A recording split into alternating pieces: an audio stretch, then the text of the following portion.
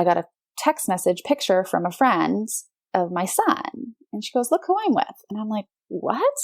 Where are you? And my mom had taken him to go see my friend's dad at a pool and driving. And she was not allowed to drive with my child. And I got there and I said, where are you? And I show up and she's there drinking. And this is right after she got out of rehab. So she had drank and drove with my child. I was livid. Ever feel like you suck at this job? Motherhood, I mean. Have too much anxiety and not enough patience? Too much yelling, not enough play? There's no manual, no village, no guarantees. The stakes are high. We want so badly to get it right. But this is survival mode. We're just trying to make it to bedtime. So if you're full of mom guilt, your temper scares you, you feel like you're screwing everything up, and you're afraid to admit any of those things out loud, this podcast is for you. This is Failing Motherhood. I'm Danielle Bettman, and each week we'll chat with a mom ready to be real, sharing her insecurities, her fears, her failures, and her wins. We do not have it all figured out. That's not the goal. The goal is to remind you, you are the mom your kids need. They need what you have, you are good enough, and you're not alone. I hope you pop in earbuds, somehow sneak away, and get ready to hear some hope from the trenches. You belong here, friend. We're so glad you're here. Hey, it's Danielle. I can't wait to dive into today's episode. But before we do, I want to make sure you noticed an exciting update. There will be mini episodes out on Thursdays now. So Tuesdays will remain interview style, and then Thursdays will be a short topical talk with just me, diving deep into one reason contributing to our feeling of failure and how to face it. These are going to be so fun and actionable. So if you hadn't refreshed the feed until today, go back and do not miss the episode I shared last Thursday called How to Change the World. I poured my heart into this little soapbox episode, and I really want you to be on board for the mission. I share my story, more about Wholeheartedly, and how we can work together to create a better world for our kids to adult in. Let's face it, until I can spend 4 hours trying to figure out how to do an Instagram reel, podcasts are going to be my happy place. So plan on meeting me back here each Thursday. My guest today is Jamie Cooper. I'm so grateful for her willingness to be so upfront, honest, and open about a delicate area of mom life, boundaries with grandparents. If you've ever struggled with feeling guilty by laying down a boundary for your family amidst extended family, this episode is for you. Even more so if you're navigating divorced parents, and even more so if you have alcoholism in your family. I hope it leaves you encouraged and empowered. Let's get to it. Welcome to Failing Motherhood. My name is Danielle Bettman, and on today's episode, I'm joined by Jamie Cooper. Jamie has her bachelor's in child and adolescent development from Point Loma Nazarene University that she finished while pregnant with both her littles. Her husband is a firefighter, and they were both born and raised in San Diego. She taught preschool until she had her youngest and is now a stay-at-home mom. And she's here today to share more of her story of what her home life looks like and how she relates to that idea of failing motherhood. So welcome, Jamie. Hello. Thanks for having me. I'm so excited that you're willing to share your story with us today because originally we connected on Instagram. Yes. Right? Yes. Yeah. Desperately reaching out for help. Because motherhood is hard. Yep. Absolutely. So tell us about your family. Who do you have at home? So my husband, Corey, I have Gavin, my oldest, who is 3.5, and Maddie, who it will be 1 on July 5th. Oh, happy birthday. Yes. That's so fun. Yep. We also have a guest house where my 86-year-old grandmother lives. So Okay. we are one big happy compound over here. And so has COVID made that scarier for you, or how are you handling that with her? Yeah, I had to lock her in, basically. She's a very independent, young at heart, 86-year-old. So she was very confused and very upset why Home Goods closed and TJ Maxx and Marshalls. And so we had to sit her down. My husband being a firefighter paramedic, we had to sit her down and really like explain the severity of the situation and that she needed to be safe and not leave. And if she needed things, we went out and got them for her. And, as things calmed down a little bit, she's been going out more. She made a really nice friend and they go garden in her yard. So that gets her out. So it's really nice for that. But yeah, at first it was very, very scary, very overwhelming. And for everyone, my husband would come home through the garage, strip down, go take a shower before he touched the kids, said hi to anyone. Yeah. Yeah. So it was pretty intense for a while, but things are starting to calm down in California here a little bit. So it's good. That's good. Yes. Yeah. Yeah. All of the unknowns and all of the just craziness that we're living through right now is added challenges on top of the day-to-day normal of Yes. And schools being closed and parks being closed and the outlets are no longer there and the kids are climbing the walls and literally. Yeah, so no pressure. Just not at all. It's fine. So have you ever felt like you were failing motherhood? Every day. Every day. I always knew I wanted to be a mom. And I had in my mind this mom that I was going to be. And then reality hits and your kid is not the kid that you used to babysit when you were 16 years old. And, both my children are very, very strong-willed, and very, very smart, like smart to the point where it is scary. And they challenge me every day. And the amount of Chick-fil-A we eat probably isn't good, but you know what? We balance it out and we make it work. And, every day I go to bed and I just think about the ways that I could have done better and wake up the next morning and just try to do better. And that's all I can do. And I know that I'm doing a good job because of that. So yes, good. I'm glad that you have that truth that you're reminding yourself of every day. Did you feel like you had more pressure to perform with the degree that you have? Absolutely. My husband, when we first had our first, he was like, well, you're the expert. What do we do here? And I feel as though, I did know a lot, like, birth through a year, 18 months, it was a piece of cake. Just, like their immediate needs and challenging them in their age appropriate ways. But now that this 3.5-year-old stage and the little tiny manipulation that we have going on with him, it is pretty intense. And I'm constantly seeking advice and help. And I know what's supposed to happen. I know what we're supposed to do, but that doesn't happen. Right. And then you say, oh, well, when this happens, you're supposed to respond X, Y, and Z. And then you respond in X, Y, and Z and you don't get the results. And then you're overwhelmed and then you just spiral. And then your day is just this big, giant mess. And you have to take a step back and reel it in. And my husband is still constantly looking at me for answers, but I'm now looking at him for answers, and we're bouncing ideas off each other and really trying to work together to figure out what works best for us because our dynamic is so different. I am the caretaker 80-90% of the time because he's gone for 24-hour shifts, sometimes up to 3 days at a time. So that presents a whole challenge in itself is when I'm the main caretaker, he comes home, the kids challenge both of us and tend to challenge me way more because I'm the one who's always there.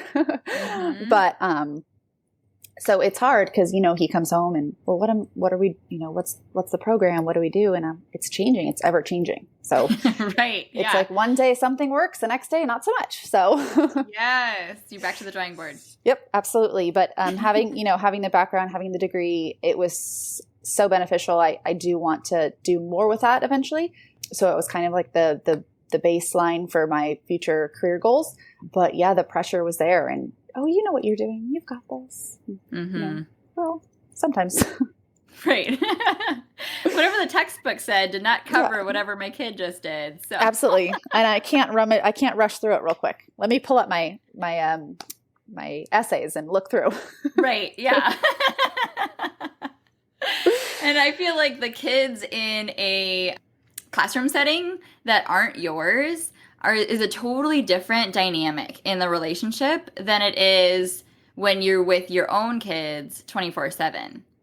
100%. Would you agree? Yes. They challenge you. They know the buttons to push. They know what they can get away with. But, these children that you teach, and they respect you as a teacher. They respect you as an adult, a figure that is not their parents, that they know that they can push around and they know what they can get away with. There's set rules in classrooms. There's routine, and kids thrive off of that. But then once you get home, routines don't always go well, and they don't always go right, especially when you add another baby into the mix. And then it just turns into the control's lost. Whereas in a classroom, there's much more control, and kids love that, and they thrive off of it as much as they probably don't, act like it. They do.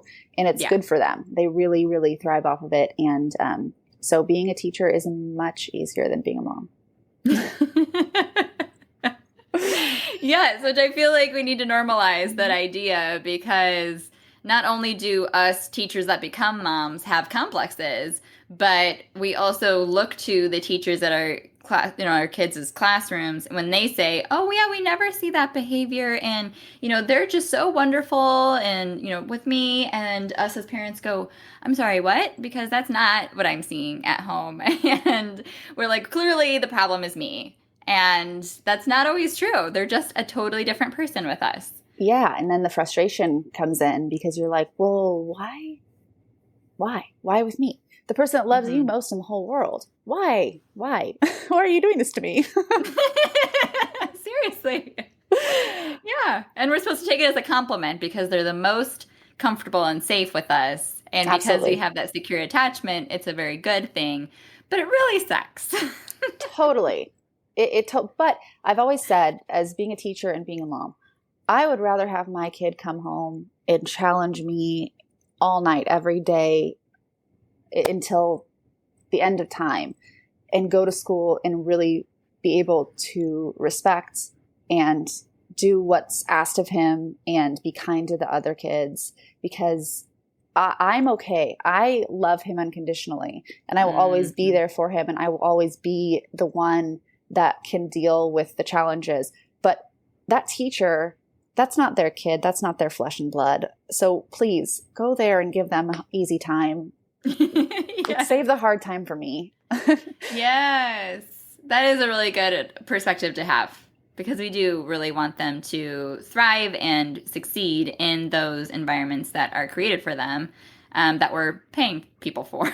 Yeah, and that they're not getting paid very much for. So no, which is another huge problem we can go off. Yes, exactly. We could start a whole new episode just on that. Yes. The childcare industry and all of its problems. No. Yes. Another episode. Yeah, next time. So I do feel like there still is the question of, well, if they can turn it on at school, they should be able to act like that at home, and why can't they? And we need to, get on them for that level of respect and obedience and, first time compliance. And how do you feel about that? Like, do you have that impression at home? Yeah. And the thing is that I know it'll get there. I know that things will get easier.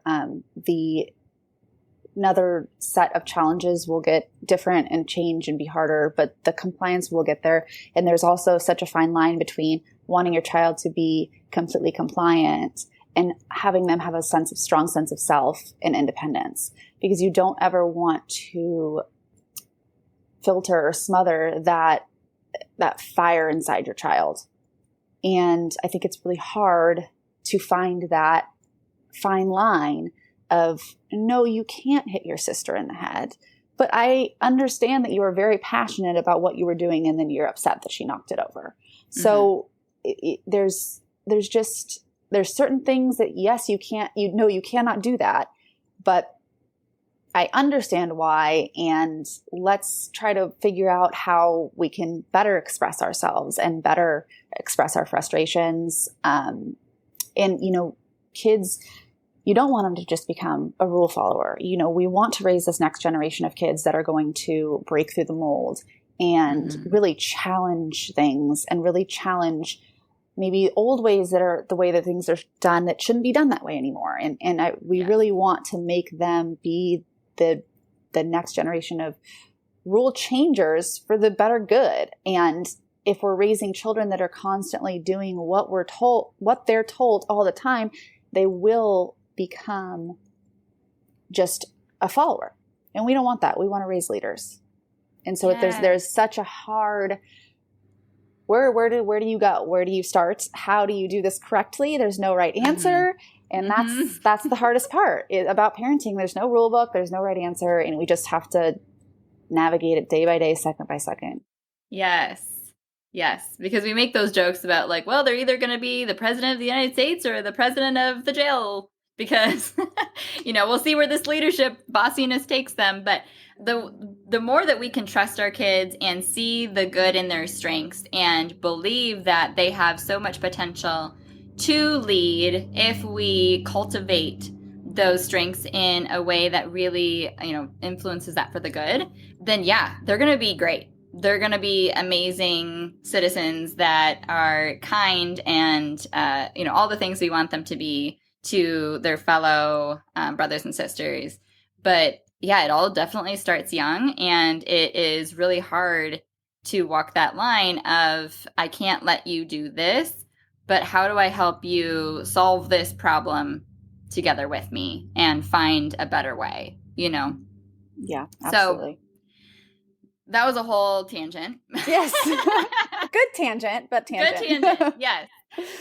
But I want to hear more of your story in your navigating your relationship with your parents, because that's kind of specifically how we connected, and you reached out with the added challenges of not just parenting your kids, but having to really advocate for their safety in some ways and learning and growing yourself. So where did that start? Tell me more about your parents and all that. So both my parents are alcoholics. About 8 years ago, they separated, and about 5 years ago, they got divorced. But the divorce still isn't final. It's still kind of one of those things that is, or it is final, but the legal battle is still going on. So there's a ton of turmoil. And they are both alcoholics, and both their alcoholism had kind of come to a head within the past 10 years, 8 years. My dad went to rehab probably 7 or 8 years ago, and he did great for a really long time.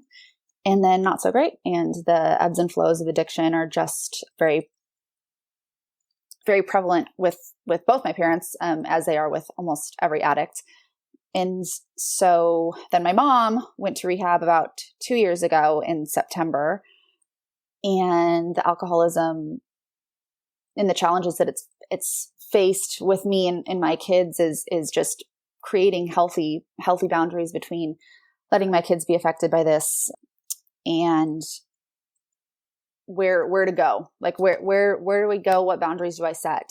My dad and mom have always drank, socially, probably maybe a little too much when I was younger, but recently just kind of blew up. So my dad has always been a drinker. His alcoholism and his rehab stint was kind of forced upon by my mom during their separation. And then it didn't really work. It didn't go well. The sobriety didn't last, and the divorce kind of came through, and my dad has been on and off drinking. And my dad is the alcoholic that will admit when he's drinking. You will ask him straight up and he will tell you. And he feels so guilty about it, feels so sad, but he will just drink. Like he will just drink. And there was one time when I went and picked him up from my mom's house. When they were separated, he was doing some painting for her, and they weren't living together. And I called him because I was over for dinner at my grandma's, and I was like, "Where are you?" And I called him, and he was very intoxicated.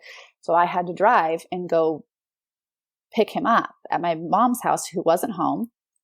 and bring him home because he was so drunk. If he was going to drive, it was not going to be good. And, at that point is when I realized, like, I am not a child. I'm not their child anymore. I am an adult child of an alcoholic. And essentially I have parents who I am parenting. Mm-hmm. And I was like, this is a weird, it's a weird situation. And it was weird to kind of be accustomed to. Fast forward, I had my own children, and I always had in the back of my head the alcoholism, and it's not, you don't know when they're going to be drinking. My mom, her alcoholism was a little bit more hidden. I think that she was drinking so much that I had just become, it was just her normal, and I didn't really realize it. A lot of people told me, your mom's drinking, and no, that's just how she is. That's just, and I made a ton of excuses. And she would watch my oldest, and they actually had a really great relationship. And she would come over all the time when I would go to work and even just go do something, and she would watch them. They would go for walks, and the drinking kind of kicked up, but she was never driving with him. She was never allowed to take him in the car, which I already set that boundary very early. And we were on a walk one day in the stroller, and we were at the little corner store, the liquor store, getting some popsicles. And my mom used to walk there with him and get him popsicles and get him snacks and whatever and go on the walk. And we're at the level of the counter. And in the counter is a bunch of mini bottles of alcohol. And he's probably like almost 2. And he's talking at this point, like talking pretty well. And he points at the liquor bottles and says, Nanny, because that's what he called my mom. He said, Nanny do that. And I was like, what, buddy? And he points right at the liquor bottles and goes, Nanny do that. And I was like, oh my, what? And I was in like shock. My jaw dropped to the floor. I walked home. I called my sister immediately and was like, you're never going to guess what Gavin did. And she was like, oh my gosh. Called my husband, called my grandma, the one that lives with us, who's my mom's mom. And she was like, oh, honey, that's not good. So that's when we kind of started the process of being like, okay, you need to get some help. Like, this is not good. So she agreed, and she went and got help. And then about 2 days or 3 days, maybe a week after she got out of rehab, she wanted to spend some time with Gavin. So I said, absolutely. And my husband and I hadn't been out, so we went out and got dinner, and she had him. And then I got a text message picture from a friend of my son. And she goes, look who I'm with. And I'm like, what? Where are you? And my mom had taken him to go see my friend's dad at a pool and driving. And she was not allowed to drive with my child. And I got there and I said, where are you? And I show up and she's there drinking. And this is right after she got out of rehab. So she had drank and drove with my child. I was livid. And so I picked up my son. I put him in my husband's car, and then I got her, and I was like, this is it. You're done. You cannot be with him at all. Like you have put his life in danger, and that is unacceptable. And I know that my mom to this day still like regrets that, like will never forgive herself for what she's done. And I forgive her, but I do not forget. Mm-hmm. So therefore the boundaries that are set with my parents are they're not allowed to be with my children alone. If they do want to have them over to their house or they want to come here, their significant other has to be with them, so that there is, some sort of buffer and some sort of safe space, because I do trust both of my parents' significant others immensely. And I think they're both great people. So I trust them. But it's scary. And it was a scary thing to realize that, okay, this is no longer something that just affects me. And right. This is something that affects my kids. And I have to make sure my kids are safe. And from then it has just become an uphill battle of trust and consistent disappointments that don't stop. And lies, a lot of lies, covering up drinking, covering up reasons for drinking, erratic behavior, outbursts, more lies. And it's just challenging to try to figure out how to give your kids a great relationship with their grandparents without fracturing it completely. Yeah. Because you want them to have that. and you want your parents to be involved in your children's life, but at what cost? Right. Because I'm sure it's even harder for you having had good memories of your parents growing up, that you remember that and you want that for your kids. And that's not existing. That is something I say to my husband all the time, is that I remember the best of times. I had a fantastic childhood, and my parents were both great parents, and I knew that they would be great grandparents, and they are fantastic grandparents. But addiction is something that comes above all else, unfortunately. Mm-hmm. The alcohol is more important than a lot of other things in their life. And addicts will say, no, it's not. But the choices that they make and the actions that they do prove different. Mm-hmm.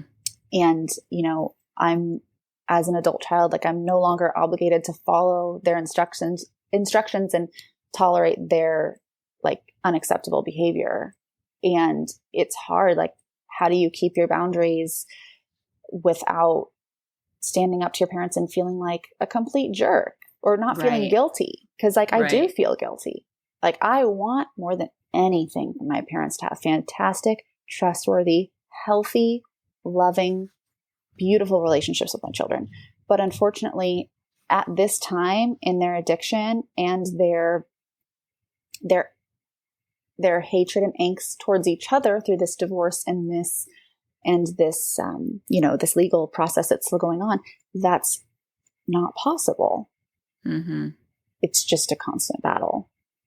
There's so much of aspects of that you have to grieve through, like, all the stages of grief of not only your relationship with them and what you had, but your kids' relationship with them, and all of the disappointment, and having hope and love for them still, but needing to detach for your own safety, for your own sanity, and feeling misunderstood when you have to draw a boundary that makes you feel like a jerk. Like, there's so many levels of hard to that. Yeah, absolutely. And in the guilt that comes along with, trying to protect your kids, which is the number one thing that you need to do in your life, is protect your children. Yes. The guilt that I feel is overwhelming. And it's crazy that is like, that's my challenge as a mom. Yeah. I have to protect my kids, not only their physical well-being, but their like emotional well-being as well.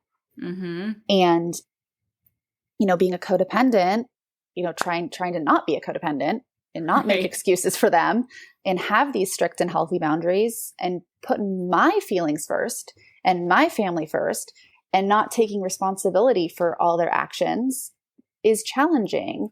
And, having some sort of like self-care and really having that grasp of taking care of myself and my family, and realizing and getting over the fact that does not mean I'm selfish, is challenging. And it's challenging for a lot of people to understand. It's challenging for my parents to understand. It's challenging for my parents' friends to understand why when they see my in-laws with the kids all the time, but my parents aren't with them.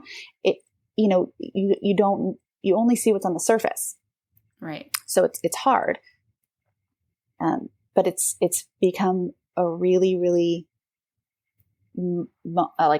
monumental thing for me to really grasp that taking care of myself and my family does not mean I'm a jerk, and does not mean that I'm mean. I'm just taking care of my tribe. Yeah. So how did you come to that conclusion? How did you grow to be able to embrace that? I have no idea. I think that it was just, there's so many straws, and then one just breaks the camel's back. And you realize that you're trying to give chances after chance after chance, and you're making excuse after excuse after excuse. And you have to take a step back and realize this is not going to change. So my number one thing that I need to do is to take care of my own and take care of myself. Because if my mental state and my mental health is not aligned, none of my children's will be, none of my family's will be, and I will be worthless. So I need to take care of myself before I take care of anyone else. And so that form of self-care for me, whether it be, not answering the phone in the evening when I know someone's been drinking, or not, digging into the mind games and the manipulation and the arguments and the fights that ensue, like just not even participating in it, just shutting it down, makes things so much better and makes me able to take care of me to where I can take care of my kids. And once I started doing that, that's when it made me realize that I'm not mean. I'm just doing my best. I'm not selfish. I don't hate my parents. I love them. And I think that this shows more love than anything, because I love them so much, because I'm not willing to get into it with them, because I want to just keep things as copacetic as possible and just move forward to the best that we can until another slip up or another disappointment hits. And then the boundaries come back into play, because they're always there. But it's challenging every day. It's an everyday challenge. So yeah. How often do you talk to them, and what are those conversations like? Like, do they give you a hard time? Do they make you feel guilty for the boundaries you put up? Yes. And, the boundaries are kind of, how do I explain this? I've never sat them down and been like, these are my boundaries, but they know. So they understand. And my mom doesn't live here. And so I talk to her occasionally. We call, but we don't get into anything too deep. She wants to FaceTime with the kids, and that's great. But then sometimes things start to spiral, and she starts talking about my dad and his girlfriend. And then the anger starts, and it just spirals. And then it's okay. I gotta go. I can't talk about this. Like, I've asked you not to talk to me about this a million times. And then, you hang up and don't talk to them for a week, because it just became this huge blow up. So there's a fine line between how much you can really talk to and about. So conversations with us are very shallow. There's not a ton of depth to them. Same with my dad, but my dad lives here, so it's a lot easier. I feel like when I see him, I see him more. He drives by the house and we talk. And the other day was the first time, actually, and my son is 3.5. It was the first time that he got to go over there and spend some time for a few hours, probably about 4 hours. And my dad's girlfriend was there, and my grandma was there, who's 93. And my grandma's roommate, who's one of my brother's friends. So there was, it was like a group effort, but my son had a blast. He had so much fun. Still talks about it to this day. My dad got to do things with him that we used to do as kids. And I love that. Love that. That made my heart so happy. That made me really just appreciate what could be. And all I can do is hope that things can stay the way that they are. Yeah. With my mom, it's much more challenging. My mom has autoimmune disease, and so she's sick. So her drinking with the sickness is just not good. And she lives in Arizona, so I don't see her. I talk to her as much as I can, but I don't see her. My mom and I used to be super close, but our relationship now has become somewhat of just my kids. Where my dad and I, we've always been close because he's my dad and I love him, but our relationship, it's different as a mom. Your relationship with your mom and a daughter is we were so close. And so I definitely grieve the relationship with my mom a lot. It's challenging, but it's something that has to be done. And I feel like since I have not put up with the drinking, and I have put up these boundaries to where I have to take care of myself and not answer the phone, I've been much happier. My kids have been I'm able to function much, much better. It's hard because you see the text message, you see the phone call, and you feel guilty not answering. You feel guilty, not replying back right away. But when you take a step back and realize, do you want to get into it? Is it worth it? Mm-hmm. It's not.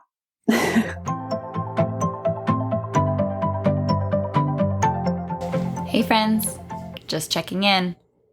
How are you holding up? I mean, there's only a global pandemic, a worldwide health crisis, and the most insane school year with no winning solutions on our shoulders. Are you paying close attention to your mental health? Your mental health has a direct effect on your child's mental health. You can't give them what you don't have. Asking for help is a sign of courage, humility, resourcefulness, self-awareness, and honesty. All things we want to be teaching our kids, right? We have to lead by example. If you're not about to find a local therapist, have you heard of BetterHelp? They're a sponsor of this podcast, and they're here to help. It's not a crisis line. It's not self-help.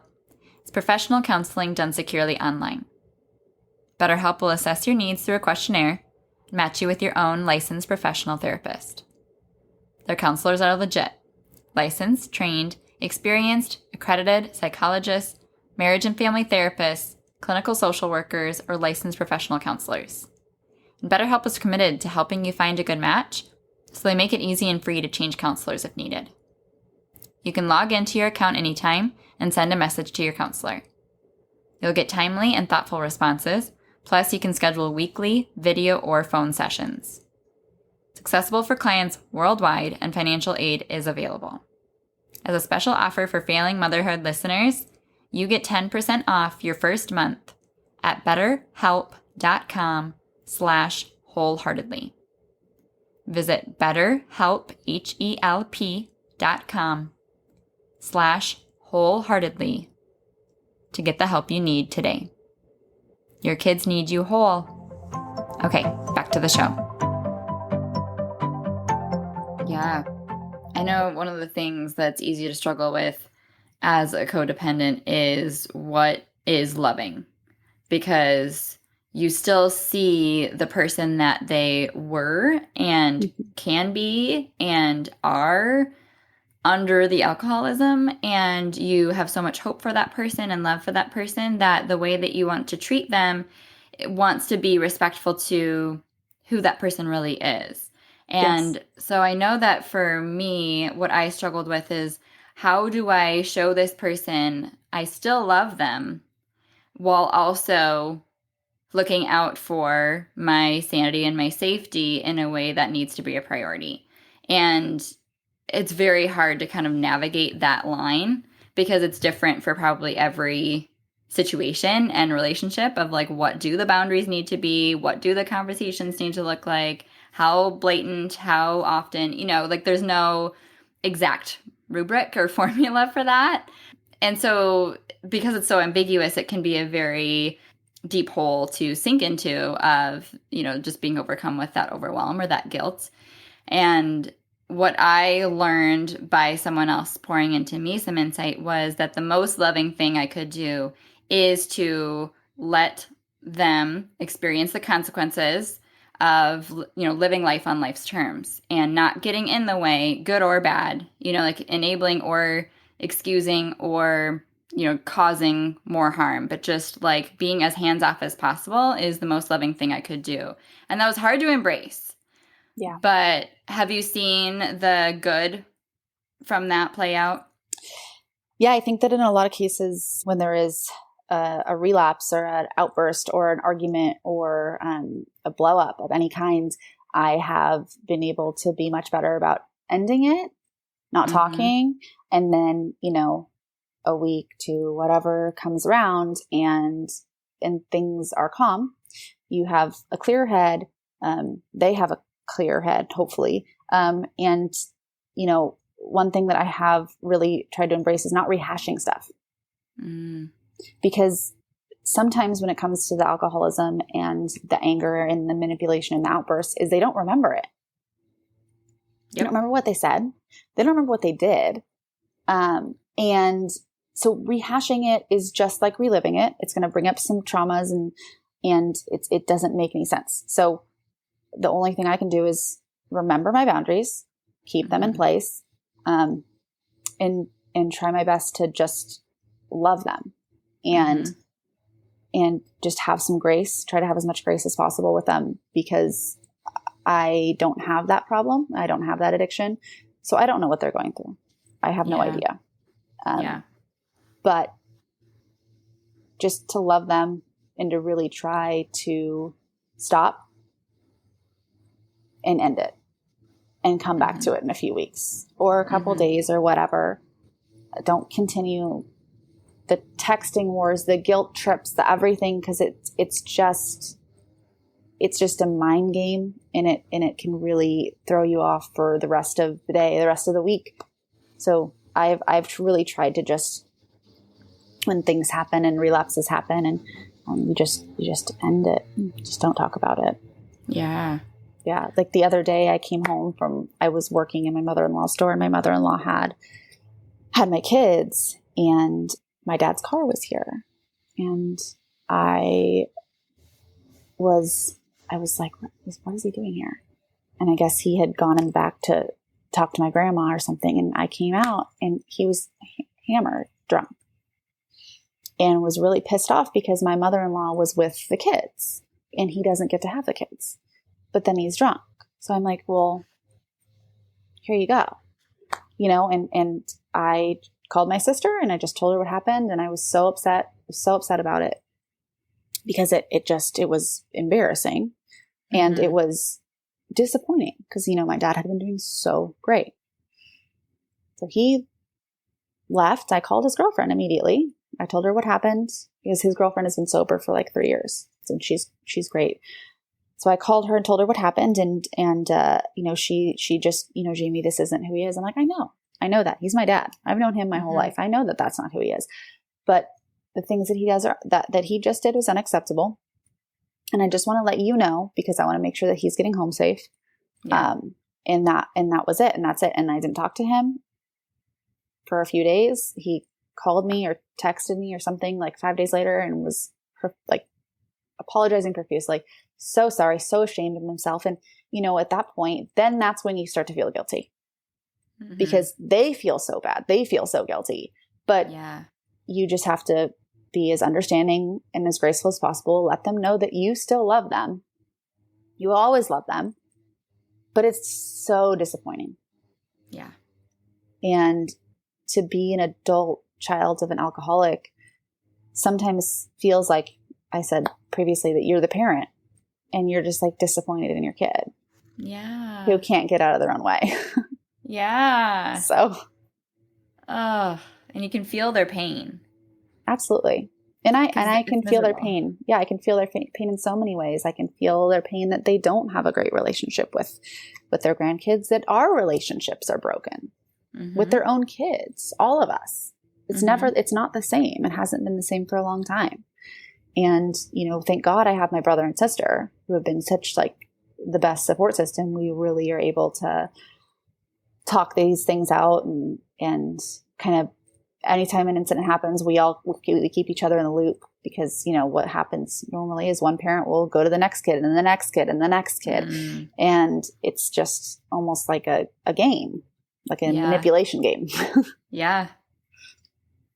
So I know with families that may not have alcoholism in their family, like if you talk to, like I think I had joked before we started recording, you can throw a stone and hit at least 3 people that have been affected by alcoholism in some way. But we don't talk about it enough to realize that and take the stigma away. But if you haven't had any personal relationships with someone that's an alcoholic, you may not have a full understanding of the disease and its nature, and that it's a family disease and just how pervasive it is.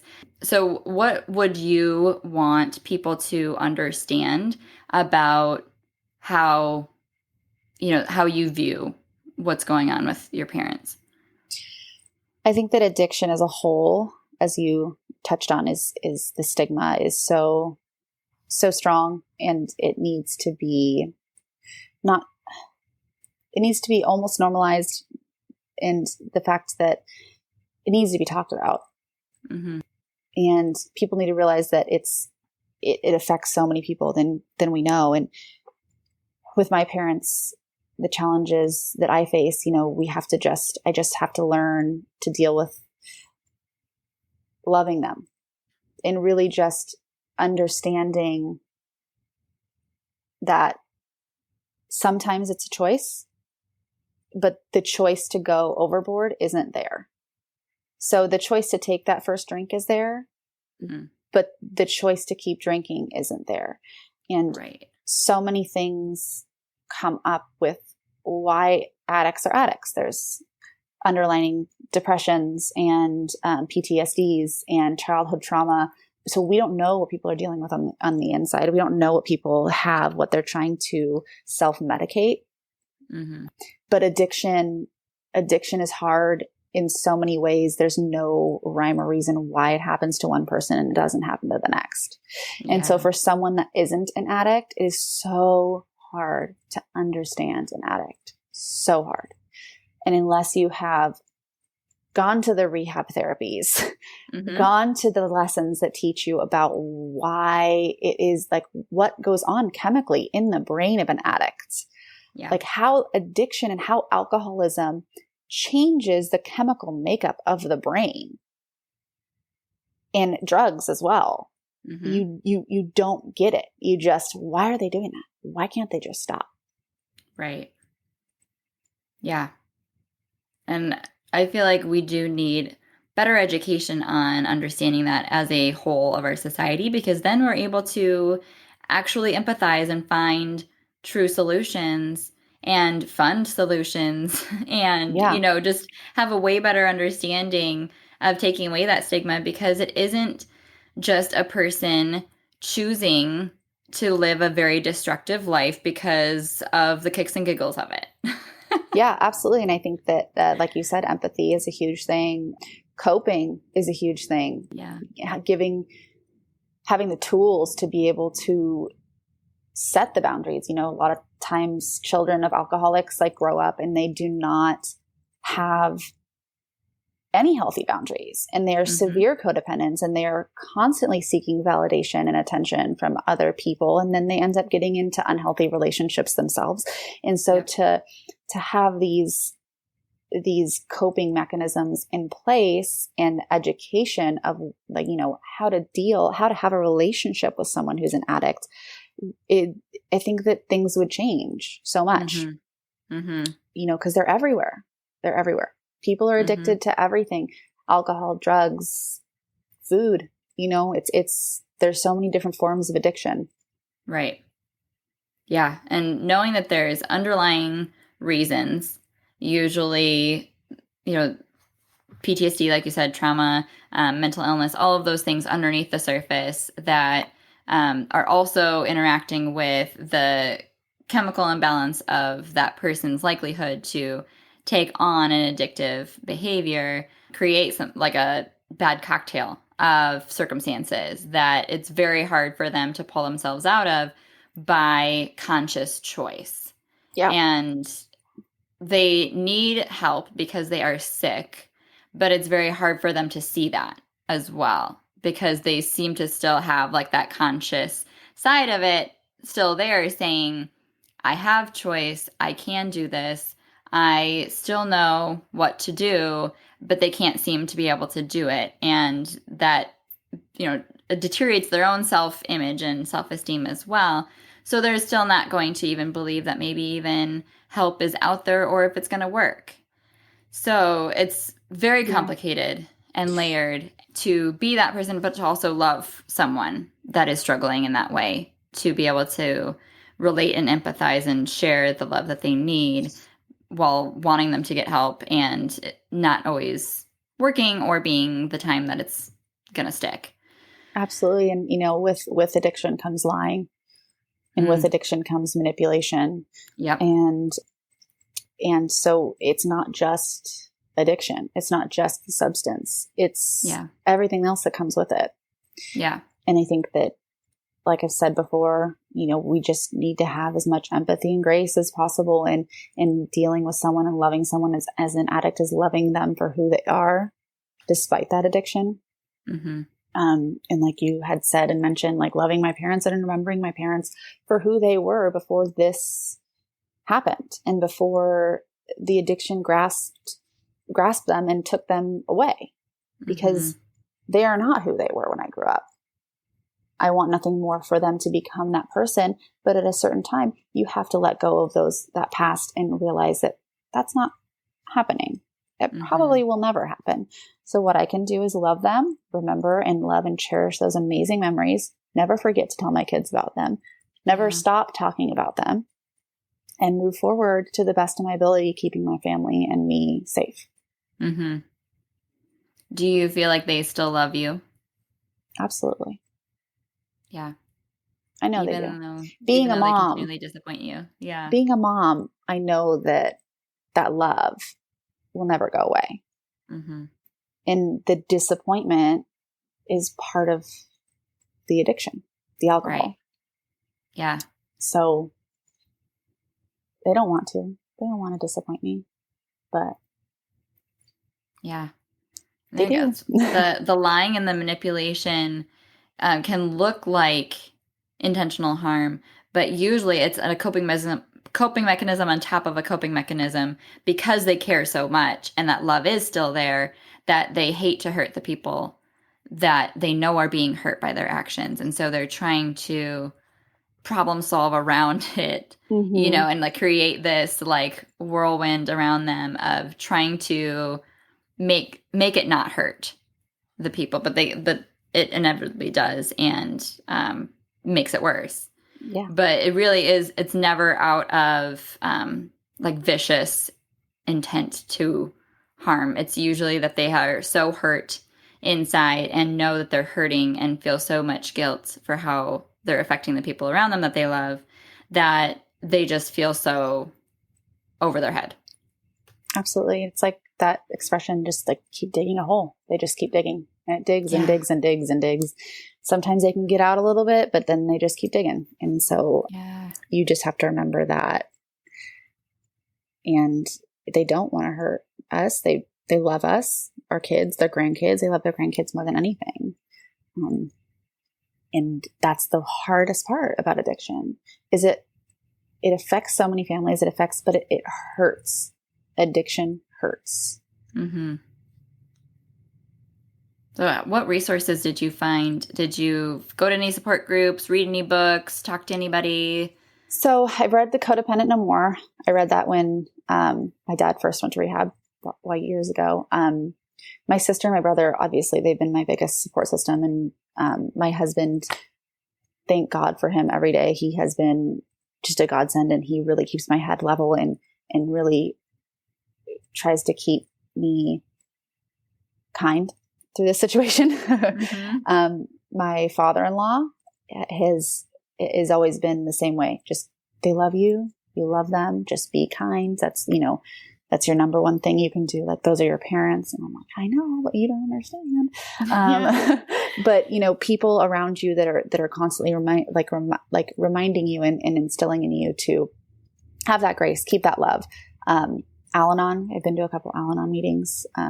Those were eye-opening years ago. Mm-hmm. So those are helpful. The Adult Children of Alcoholics website, you can read through that all day. And so that's really, really helpful. But other than that, like, I would say I've just found most of my strength within my family, within my brother and sister, because we do go through the same thing. Our situation is so unique to so many other people. Cause like I said before, like, our parents weren't like this growing up. Mm-hmm. So for us, it's been, we've not only grieved our parents being alcoholics, we've grieved our past, our parents being married. We went through a divorce at like an adult age. And I remember when my parents were first going through divorce, I was talking to my friend Greg, and his parents got divorced when he was much younger. And I said, it was so hard for me. Like, as older, you really understand what's going on. You really grasp it. You hear what's happening. You hear the dirty talk. You hear all the tidbits in your ears. And I said to him, I wish my parents just would have got divorced when I was younger, so I don't remember any of this. And he's like, no, you don't. He said, your parents raised you. You had a whole family growing up. They built you to be the person that you are today. You have your morals in place. You have your inner compass is aligned. You know who you are as a person, as an adult.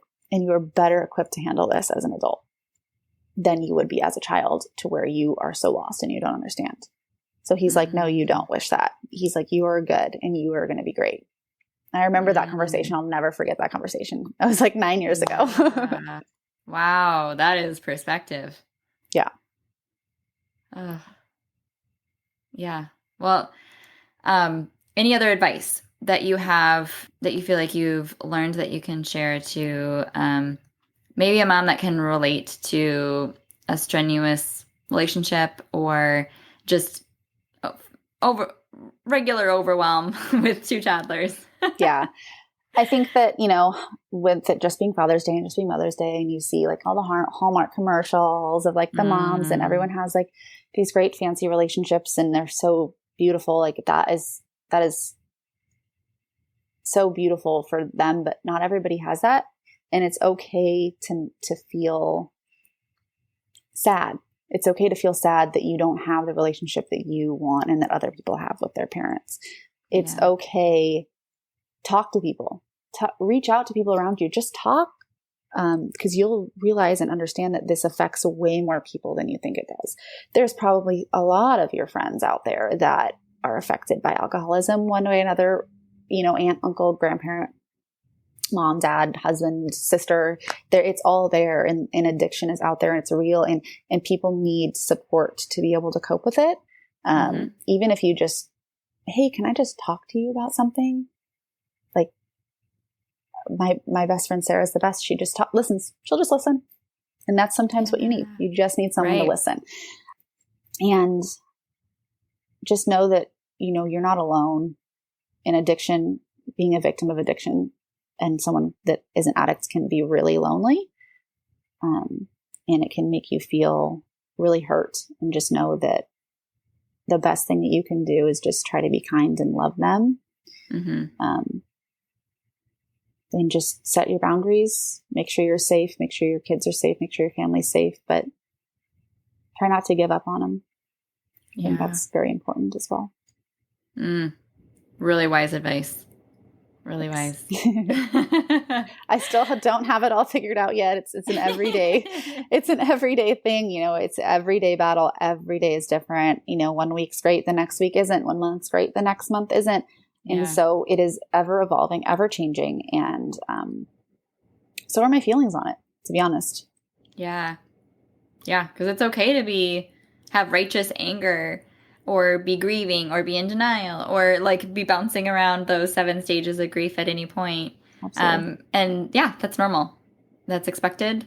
You have every right to. You don't have to keep a perfect facade just because you're a mom to 2 kids, that you have to, communicate it perfectly. You're human, and you're sad and you're mad, and that's okay. Yeah.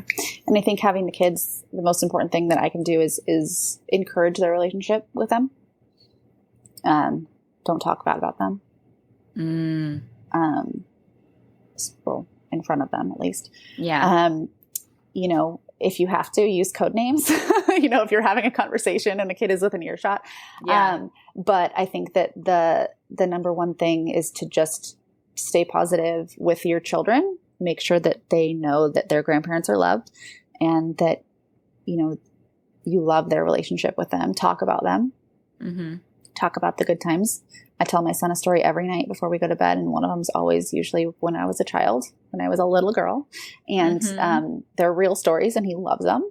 And they bring me a sense of peace, and they bring me like a joy that, to say something that I haven't thought about in a while. That was a fantastic memory in my life.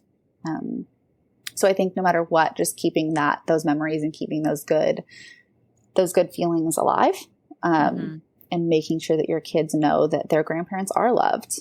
They might not be around as much, but they're loved. Yeah. I love that. So the last question that I ask every guest that comes on is, how are you the mom that your kids need? I ask myself that question every day. I show up for my kids even when things are really hard. I try my best to do better every day. and to really improve on my skills as a mom, as a wife, as a friend every single day, to set the best example I can for them. Mm-hmm. I love those kids more than I ever thought I could ever love anything in my life. And I know they say that love is not enough, that you have to do more. But if you go to bed every night knowing that tomorrow you're going to try to do more, or trying to do more when you wake up in the morning, I think that you're winning. You're doing the right thing. Yeah. And when your kids see you trying, when you're on the floor playing with them, when you let them cook the banana bread that they just spilled half of the container of cinnamon in, it's fine. We're all going to be okay. And when my son looks up at me and says, I'm sorry, it's okay, buddy. It's fine. It's totally fine. We're all going to make it. It's a day-to-day thing. And my kids are my life. And I think that putting them at the center of your life and making sure that they are safe and loved and well taken care of and understood is the most important thing. Yes. Preach. Your kids are lucky to have you. You're an outstanding mom and an amazing daughter as well. Thank you so much for your honesty in sharing such a sensitive aspect of your life. But I know that it will help a lot of other families that are navigating similar circumstances, and I just really will love to not feel so alone with that. I hope so. Thank you so much. Yeah, no, thank you. Are you able to look at boundaries in a whole new light? I hope so. Jamie is such an inspiring example of an intentional mom who knows her role. Be empowered to trust your gut and draw a necessary boundary. You can do hard things. Next episode will be a short Why We're Failing episode, so check back and don't miss it. Do you feel like you're getting beat down by 2020? I'm here to pick you up off the floor, dust you off, and send you back swinging. You can do these hard things, but sometimes we need to ask for help to get there. Go to parentingwholeheartedly.com/coaching to learn more about how I can help and schedule a free call today. Thanks for coming on this journey with me. I believe in you and I'm cheering you on.